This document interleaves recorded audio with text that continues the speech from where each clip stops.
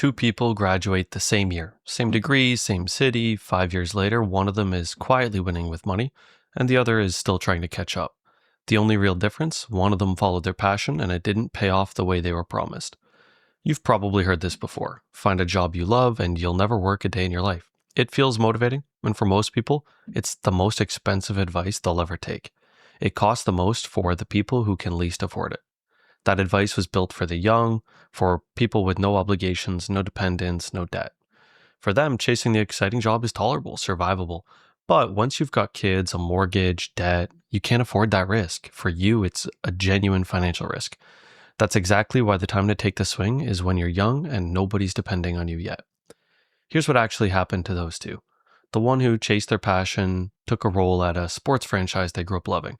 The other took the boring role at an energy company. 5 years later, the energy company graduate earns roughly $20,000 more a year, has a more experienced manager, and has earned a promotion or two. The passion graduate has changed jobs 3 times chasing a better culture, earns about the same as the day they started, and is still chasing the experience that'd make them competitive for a senior role. The one they've been promised 5 times and never actually got. The only difference at the start was which one chased the exciting job and which one took the smart, boring path. By the end of this video, you'll know exactly which one you are on track to become. And here's the uncomfortable part. Most people can't honestly say which one they are right now, because the wrong choice almost never feels like the wrong choice while you're making it. It feels like ambition. And by your mid-30s, the gap is mostly locked in, because seniority and compounding both run on time you don't get back, and because the obligations pile up and you can take less and less risk. This isn't telling you to never take the risk. It's telling you to be smart about it and understand what you actually want, because the boring job might be the thing that gives you the money and the freedom to build a great life outside of work. So, what you're going to see is what the data actually shows about passion-based careers, why the jobs that sound the most exciting are often the ones with the worst conditions, and what the alternative looks like if your real goal is financial independence. This channel breaks down the systems behind money, careers, and the decisions that quietly shape your future. Now, let me tell you where I land on this, honestly. There's an old line about whether you want to live to work or work to live. And I've always said that I want to work to live. I'd rather go to my job, clock in, clock out, do a good job, build a solid career, and enjoy my life with the money I earn. When I graduated, my first real job paid me $50,000 a year. I've got a friend who, through hard work and a little bit of luck, started in investment banking back when most of the people getting his role were 5 years older, sometimes with an extra degree or years of experience behind them. And that job started around $160,000 a year. Personally, I was blown away. I wanted that number. I wanted to chase it. It sounded insane to me. But here's what you don't see in that number. You don't see on social media. Investment banking analysts routinely work 80-hour weeks, and a lot of these salaries come with that much more work and stress, sometimes more. That friend told me once they left their office, they went home, got about 5 hours of sleep, and went right back. They said the overtime was just expected, 16-hour days sometimes. So yeah, $160,000 sounds incredible until you calculate the hourly rate, run the actual hours, and the gap shrinks fast. The pay is real, but it's never the whole story. What you don't hear is the culture, the extra hours, the unpaid overtime, the outside work events you're expected to show up to, and what all of it costs you. That's the rest of the story, the part nobody puts on the table and you won't see it on your feed. So why does the exciting job so often pay less? You assume it's the ambitious bet, the brave one. For most people, it's just the expensive one. And there's a simple economic principle hiding inside that mistake. When more people want a job than there are jobs available, the employer wins. And when people are competing not just for income, but for the identity and the status of working somewhere exciting, the company can quietly pay less, raise expectations, and tolerate high turnover without any real consequences. The line of people willing to take that role never gets shorter. That's just supply and demand. When far more people want the role than there are roles, the company is a seller with a line out the door. And a seller with a line out the door sets the terms. The same way a store can charge more when everyone wants what's on the shelf. Except here, the price you pay is in lower pay, longer hours, and worse treatment. This isn't speculation, the pattern repeats across industries. The more exciting the company sounds, the more people want in, and the more they have to accept to get there. A marketing manager at an energy company will typically out-earn a marketing manager at a sports franchise. A web developer at an insurance firm will typically out-earn a game developer at a studio. Same skills, different prestige, different pay, and it shows up in hard salary data. In 2018, Ford's median employee earned about $64,000, including bonuses and stock. Tesla, a far more exciting company with a far more aspirational brand, paid its median employee around $56,000. That's roughly an $8,000 gap for the privilege of the more exciting logo on the badge. And companies have learned to encourage this. Of course they have. They wouldn't mind paying less if they can get away with it, right? Framing the work as a calling instead of a transaction makes it easier to ask for more and pay less. The word passion in a job posting is often the employer finishing your salary negotiation before it's even started. Now, sometimes lower pay genuinely is worth it. Some places give you real perks. Maybe that's work from home, stock options, an environment where people actually thrive and grow. Google and a lot of tech startups built their name on exactly that. When the trade is real, maybe take it. But for most company, that's not the trade. You give up the pay and you don't get much back for it. And the pay is only part of it. High turnover companies tend to produce something else: inexperienced managers. Gallup studied this for years and found managers account for about 70% of the difference in how engaged a team is. You've heard the line, people don't quit jobs, they quit managers. And at a job like this, you tend to get managers who are mostly looking out for themselves. They're not experienced, they don't have much to teach you, and they're not really there to develop you, partly because they know you might not stay long anyways. Some are insecure that you're coming for their job, some just want to climb. Either way, they're not putting in the work to grow you. So, if the exciting job isn't the answer, what is? So, a boring job at a boring company will, on average, be easier for you to get, pay better, and be more enjoyable to work at than the rare prized role everyone dreams about. That's not a paradox, it's supply and demand applied to your career. Now, flip the manager problem we just talked about. A manager who's held the same role for a decade at a company where nobody's trying to save the world. They have one huge advantage: experience. They've seen the problems, they've probably trained dozens of people, they're not threatened by their own team doing well. They're not trying to prove anything or climb over you or sabotage you. They're here to do their job, and they get that you're there to do yours. That relationship, unglamorous as it is one of the most valuable places you can be in a career. A boring company is also more likely to be full of people who treat a job as what it actually is: an exchange of time and skill for money and development. Some of them might even have side passions they're chasing, interests, hobbies, instead of pouring their whole life into the job. Not a calling, not unpaid overtime because the culture frowns on leaving at 5 when you're actually done. That attitude builds clearer boundaries, more honest conversations about pay, and a lot less resentment when you ask to be paid what you're worth. And the difference compounds. A $10,000 gap between an exciting role and a functional one isn't just $10,000 a year. Invested consistently over 10 years, the way compounding works, that becomes enough to cover a mortgage payment, or fund a child's education, or buy the option to just walk away from a job without needing the next one lined up. Go travel the world, whatever it is for you. The exciting company was paying you in brand identity, the boring one pays you in actual dollars. But a boring job by itself isn't the strategy. The strategy is what you do with the margin it creates. So, here's the reframe that ties all of this together. A job isn't the place where you find meaning. It's the place where you build the resources and the skills that give you the freedom to find meaning everywhere else. I learned that somewhere I didn't expect. So I spent a few months working in a car parts factory during university. I was 19, getting paid $18 an hour when minimum wage was about $11. Overtime paid double, $36 at 19. I was over the moon. The catch was you could only take the overtime if your whole team took it, which in my case was 8 people, and some of them pretty much always said no or had to be talked into it.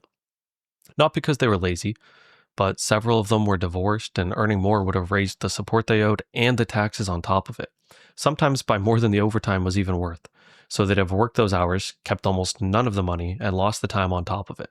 The system had quietly turned more income into a punishment. That was the first time it really hit me that effort and reward aren't connected in the way they teach you in school. That's not the passion trap, that's what happens when there's no filter at all. And here's the trap on the other side. If you've got a hobby you love, monetizing it rarely makes it better. It usually makes it worse because now it has to perform. Now it's got a quota.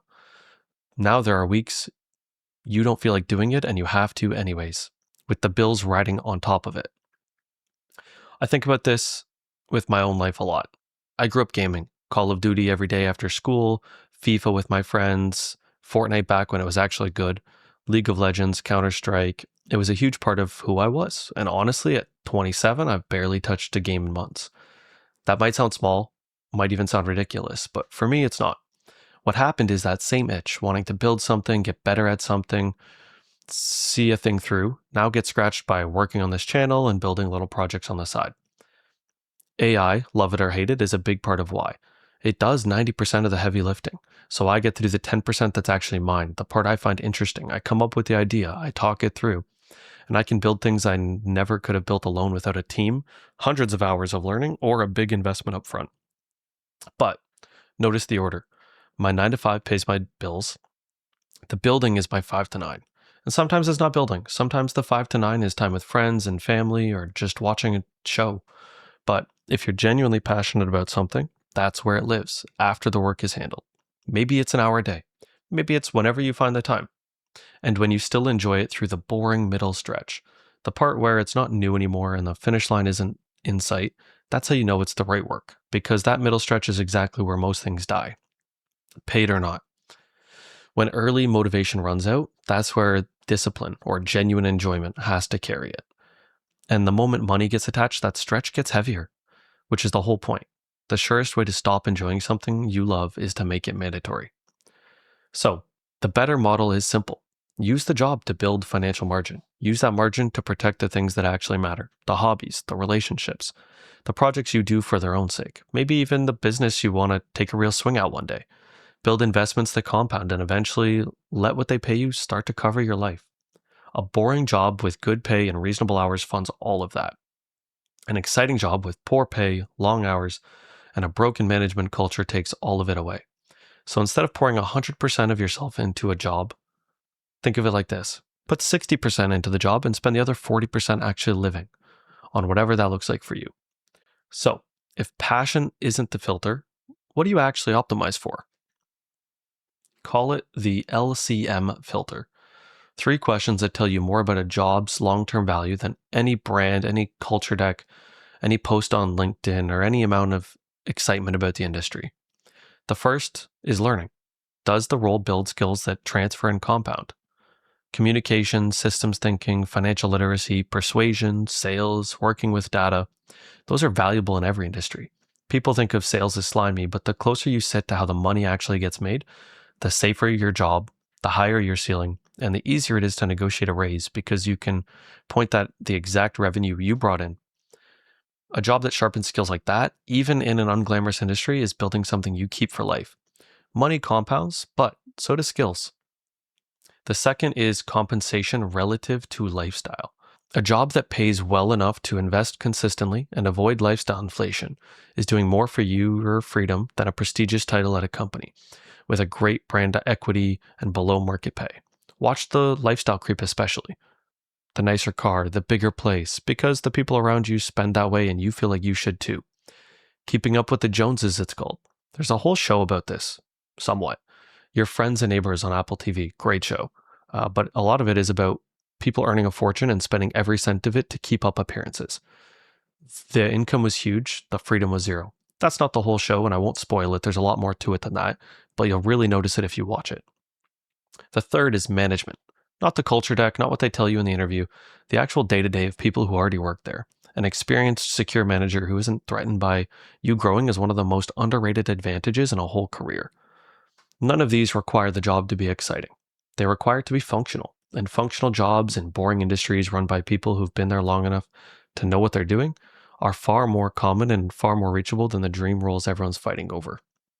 You probably know someone like this. Not flashy, not posting their portfolio or their side hustle, not flexing everything they possibly can, not faking it, just unreasonably calm about money.